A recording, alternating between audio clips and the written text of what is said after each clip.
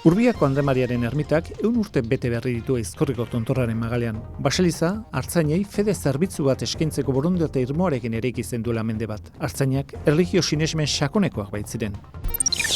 Gipuzkoak Samil eguna ospatu zuen, gure lurraldean oso maitatua den santua gogoratuz. Egunaren baitan mezak ospatu ziren Gipuzkoako parrokia ezberdinetan.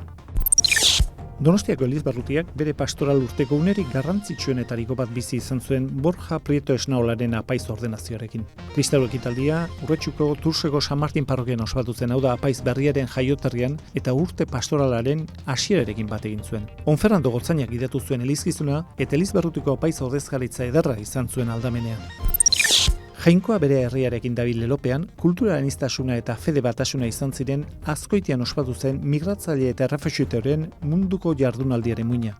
Argazkiak eta kronika elizagipuzkoa.org webgunean dituzu eskuragai.